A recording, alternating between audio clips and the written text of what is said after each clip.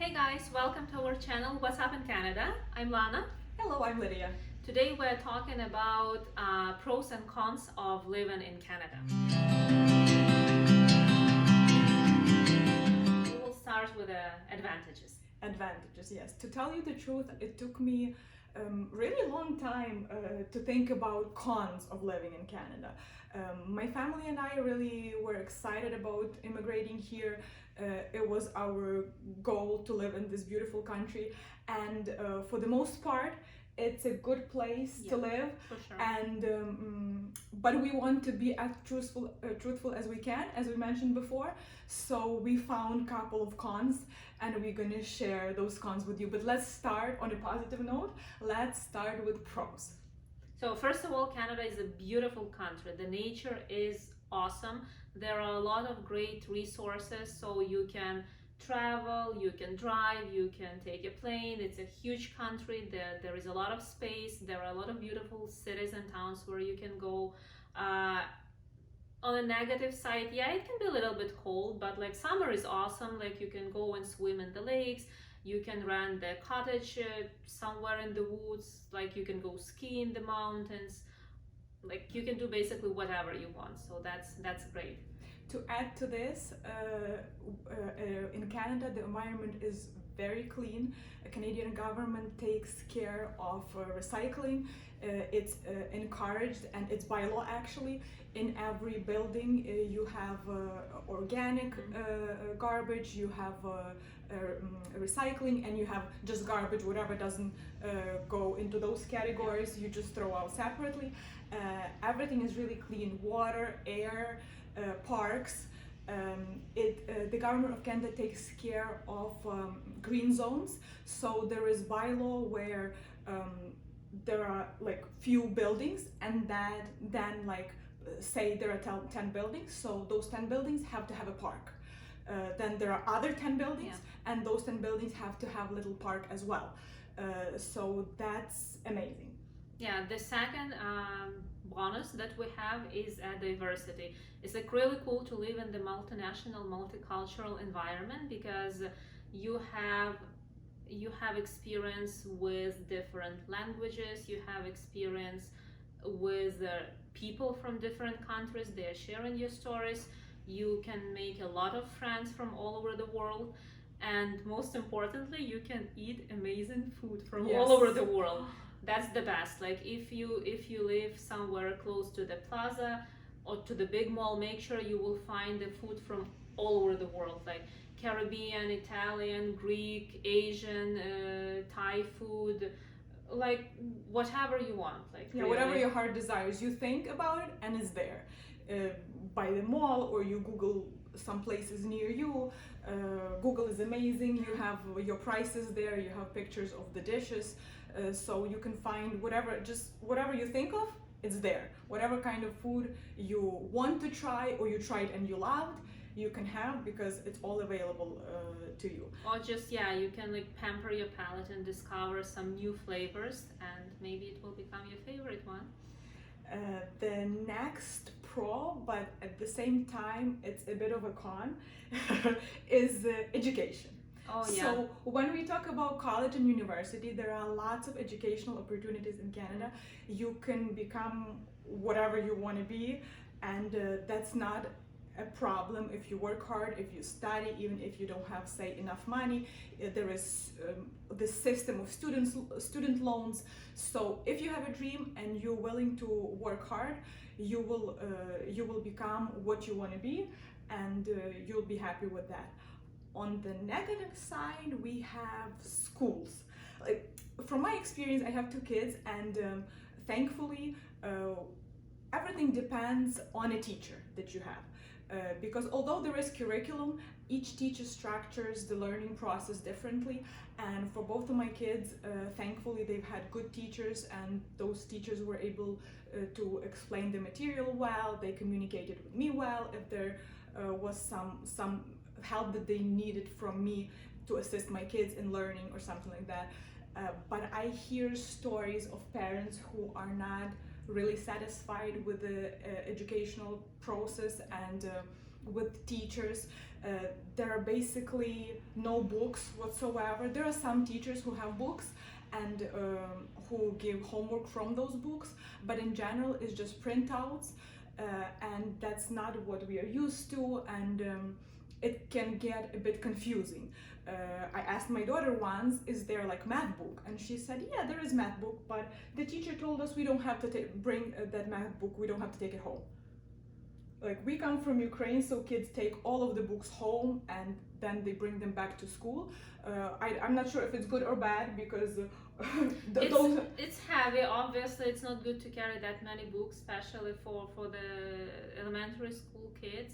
But if the teacher is new, as teachers we can tell you, right? As a new teacher, they may not be so experienced, and they may lose the structure of their classes. So if there is a textbook, it's a really great help for new teachers. It's like guideline for you. That's actually true. If the teacher is experienced, and you're lucky to have those for your kids, so they can actually be very they can navigate the process better. That's true, yeah. They can use the printouts, and they can be very effective, and they can teach the kids well.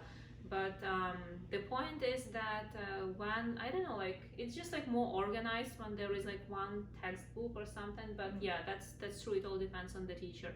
I was working as a teacher myself in Canada in high school. So what I've noticed, because I was teaching different students, and there is a gap between kids who were like born here or who started their education from grade 1 here in Canada, and between kids who came from Ukraine, from Russia, even like from Asian countries, right, from Middle East.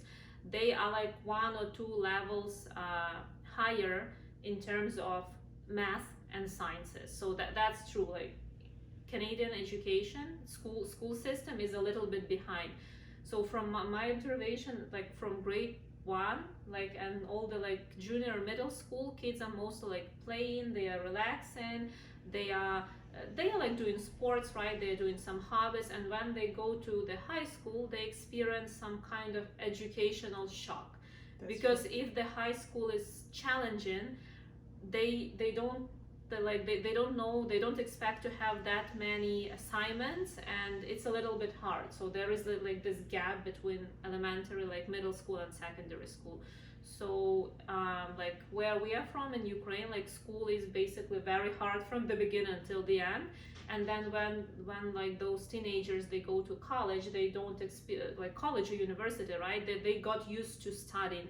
Like here in Canada, like, again, there is that gap. Like when they go to high school, they're like shocked they have to study that much, and then again after high school, when they go to university, even more assignments, and like again they are kind of like lost, right? Because there is no smooth transition between the stages. But yeah, what can I say like about college and university education is it's pretty good, so we can share our own experience. You want to start about college? Yeah. So when you're in college, you do have assignments. You have to be very organized. You have to do time management, because. But the thing is that you get your curriculum in the beginning of semester, and it's structured in the way that you know what's coming.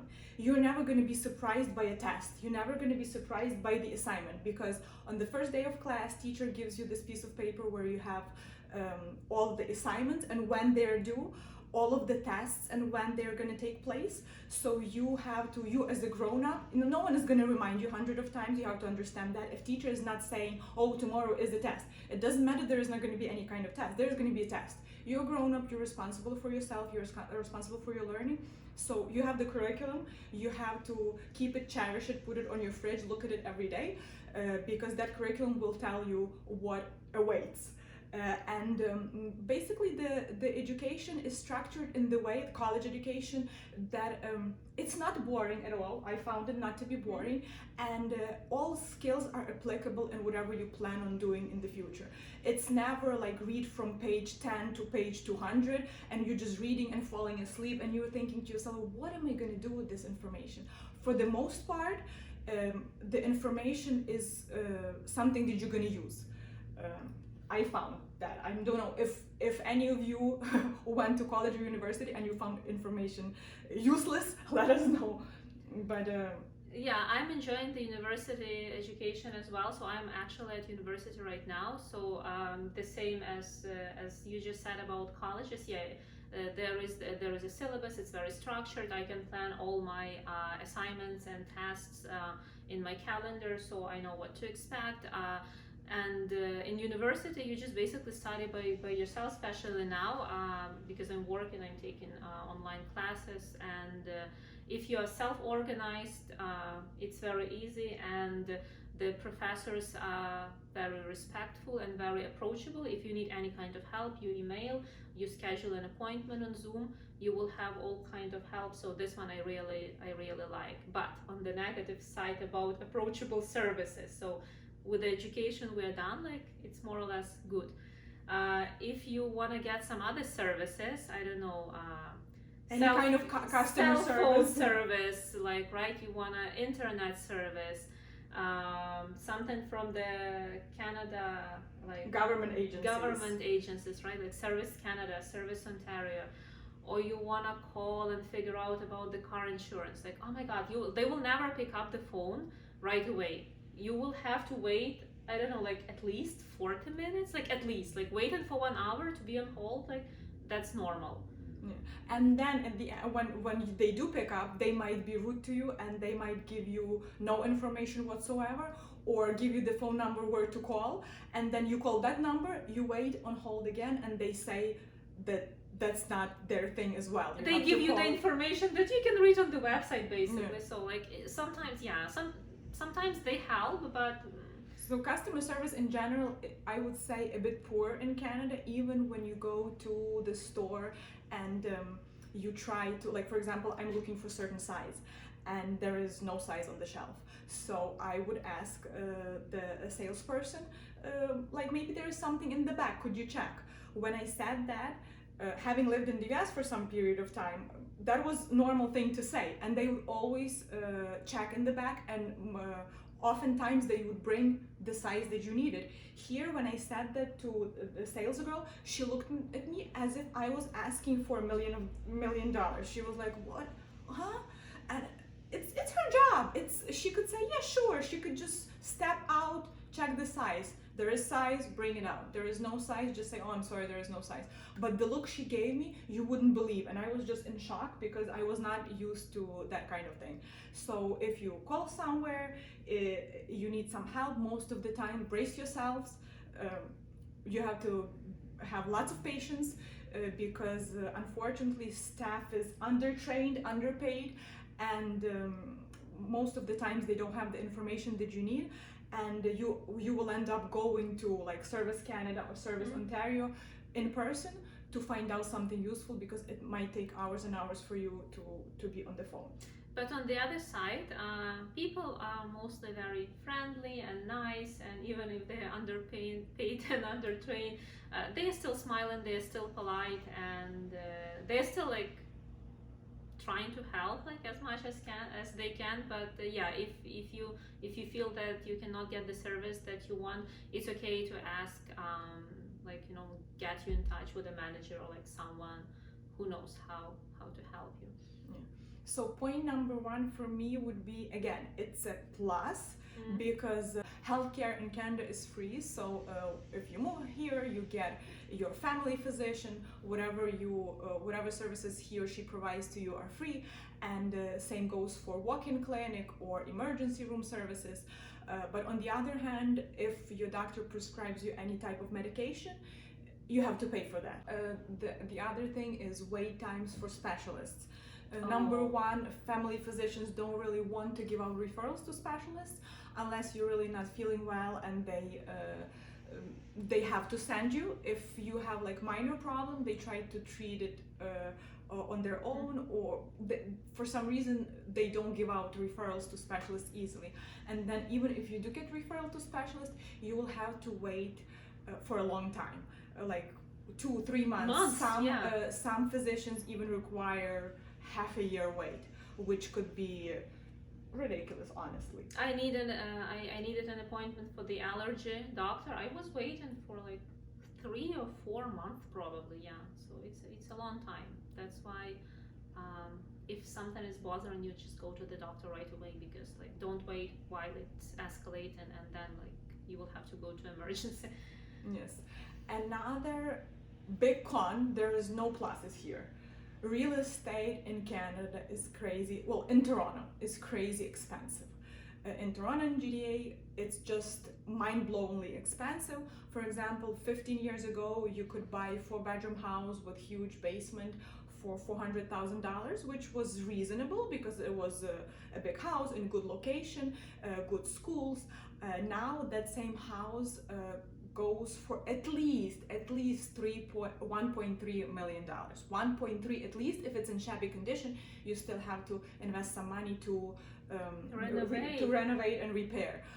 So that's mind-blowing sum of money, $1.3 million, because you don't have a lot of land, there is no swimming pool, there is nothing. Usually when you think about property that costs $1 million, $1 million and above, yeah, you think about some mansion. Yeah, and unfortunately it's not the way it works in Canada. So real estate is crazy expensive. You have to go really, really far from GTA, you have to move to other provinces to buy something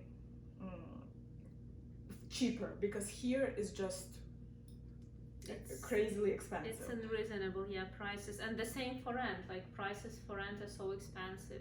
And yeah, if it's a family of 2 with the kids, like preferably that both spouses should work, and some like even should have like husband or wife should have like 2 jobs, because bills are crazy expensive. Yeah. So. On the subject of expensive, we can mention here car insurance.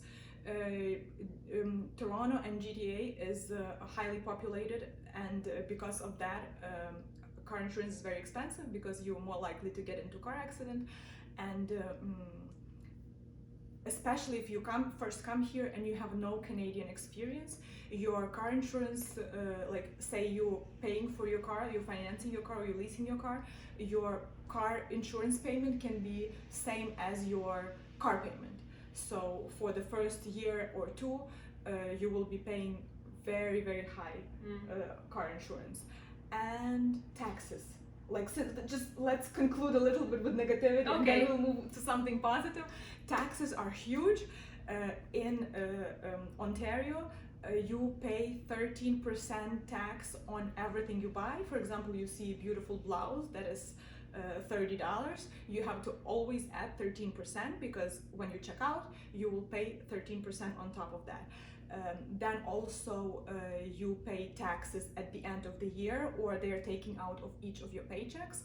That depends on how much you're making actually. The more you make, the higher the taxes.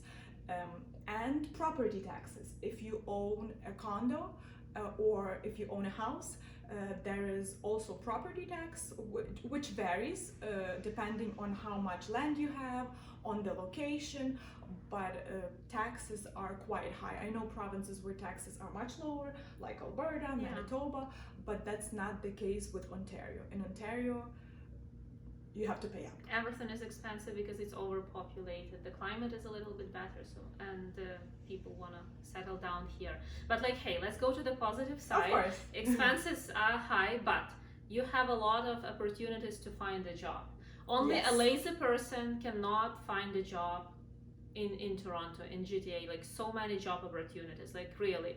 While you can be professional, while you're waiting to get your license, you don't start working immediately and doing the same job as you used to do in your home country, but you can have so-called survival jobs. There are a lot of options everywhere in a lot of like restaurants, coffee shops. They always need cashiers, they always need baristas, they always need kitchen helpers and office workers. Like, it depends on your English, right? If your English is fluent, you will find the job like on the second day, right? Like in my last week, I had a client who just came to Canada like 1 month ago, and the guy found the job like after 2 weeks. He came, he was under the quarantine for 2 weeks, and on the second day, like after he got released from the quarantine, he found a job as the nail artist in the beauty salon.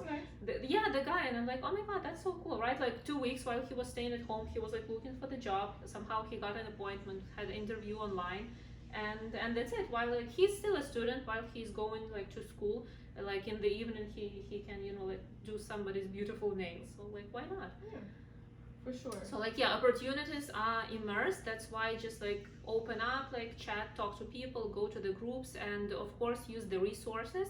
There are a lot of newcomer centers, like in every area, on every street. Just go and ask. They are helping. They give you access to free workshops. They can help you to write your resume. They can even give you the dates when there are job fairs. They can they can basically give you all the information depending on your experience. And a couple of names of those, like Welcome Center or Newcomer Center or YMCA, we can leave down below.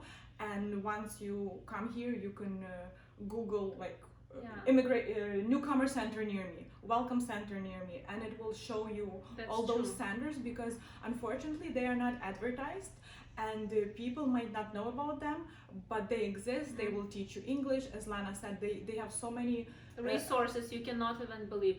One of the services, we will put the link below, is called Next Stop Canada, and they actually will help you while you are still in the process of application and you are still in your home country, because they're only taking clients who are not in Canada yet, right? So they can, that's nice. Yeah, you're still in your home country, you're getting ready, you're still in express entry pool, but they can already help you and give you information about housing, about the job, right? So you can get yourself ready for your first job in Canada while being outside. So that is like really cool. So what else can we say? Let's have a look at the notes. Yes, talking about pluses, libraries. You have libraries in each neighborhood, and it's very easy to get library card. And the libraries are huge, and the books you can find there are just amazing. So I encourage you to get your library card, and you can enjoy amazing resources. And not only that, in libraries they have computers and internet access. You can come there, you can study, you can work on something. It doesn't matter, like you might have internet at home, of course, but at home it might be loud because you have kids and you live in small space, for example. So it's a good place to go and sit in quiet and work on something. It's perfect, everyone's welcome, and even regroup and read a little bit and have like time to yourself.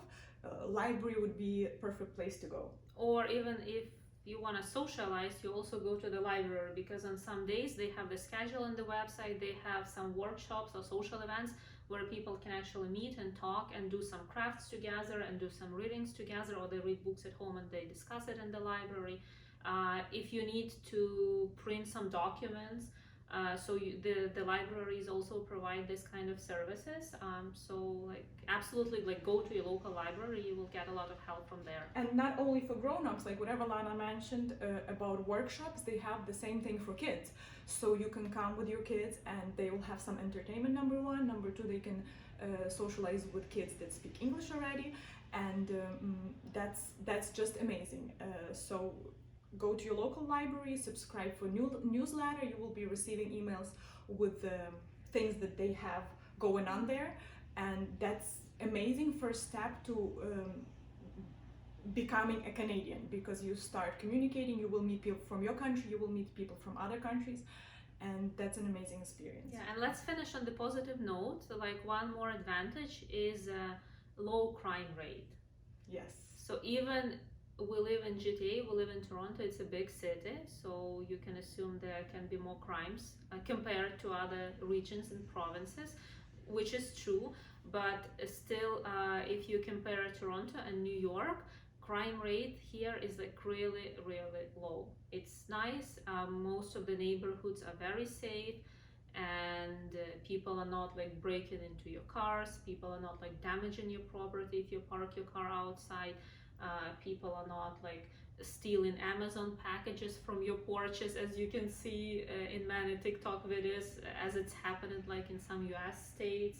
Yeah, whatever I order on Amazon, and I order on Amazon everything, starting from electronics and even coconut sugar. So they just leave it by the door, and I might not be home the whole day, and I come No next one day. will ever And take it. we even took a trip last summer, and I got notification on Friday that I got a package delivered, and we came 5 days later, and the package was by my door waiting for me. No one even thought about taking it. Yeah, people usually police is nice, so people usually trust the police here in Canada, and they have this kind of mentality and attitude that police is there to help you and give you some services. It's not like in many countries people are scared of police because they're bullying. So that's the other kind of approach here. So if you see the policeman, you need any kind of information or help, like please go and ask. Yeah, so that's basically it. So here are some pluses and minuses of living in Canada. If you know some more, if you live here and you know some more, comment down below. Maybe we forgot something. Maybe we will make the video pluses and minuses part 2. Maybe. If we experience some positive or negative events in our life. If you don't agree with our points, just also mention that in the Yes. comments. We would be happy to have fruitful discussion with you. And Like us, share us, follow us on social media, and we'll see you in our next videos. bye. Bye.